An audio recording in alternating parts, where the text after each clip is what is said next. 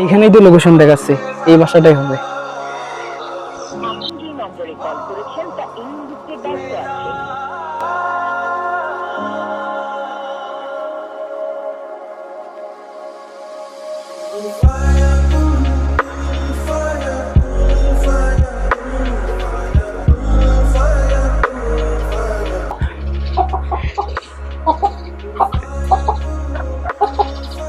আসসালামু আলাইকুম, ফুড ফান্ডা থেকে রাইডার বলছিলাম। আপনার একটা অর্ডার ছিল, আমি সোয়ান ভিলার সামনে আছি।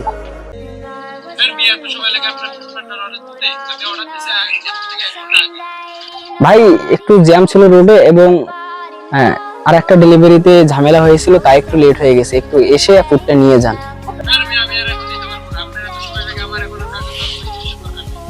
ভাই ভাই প্লিজ ভাই, আপনি যদি ফুডটা না নেন অনেক লস হয়ে যাবে ভাই, প্লিজ আসেন ভাই।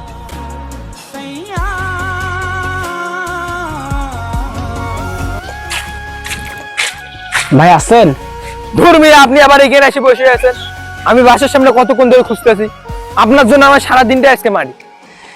ভাই আপনাদের এখানে প্রচন্ড রোদ, তাই একটু গাছটার তলে এসে বসছি। এইভাবে রিয়েক্ট করতেছেন কেন? আপনি আমার কথা বলার ধরন শিখাইতেছেন, এত সময় লাগে আপনার সামান্য একটা ফুড ডেলিভারি করতে? স্যার আমার কাছে আরো একটা অর্ডার ছিল, ওইখানে একটু লেট হয়ে গেছে। কাস্টমার রিসিভ করেনি, ফোন বন্ধ করে রাখছিল, তাই একটু লেট হয়ে গেছে। আপনি এরকম ব্যবহার করতেছেন কেন? তুই আমার ব্যবহার শিখাইতেছিস? এই ছোট, তুই ওর গায়ে হাত দিলি কেন?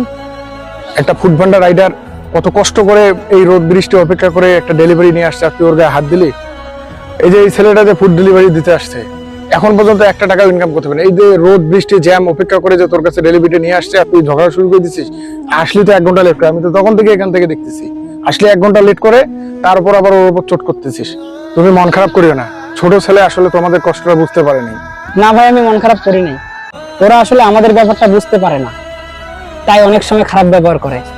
আমরা কোনো মন খারাপ করি না ভাই। ভাই ওর হয়ে আমি মাপ চাচ্ছি, কিছু মনে করিয়েন না। আসলে এলাকার ছোট ভাই ব্রাদার, আমি কি বলবো, ভাষা খুঁজে পাচ্ছি না।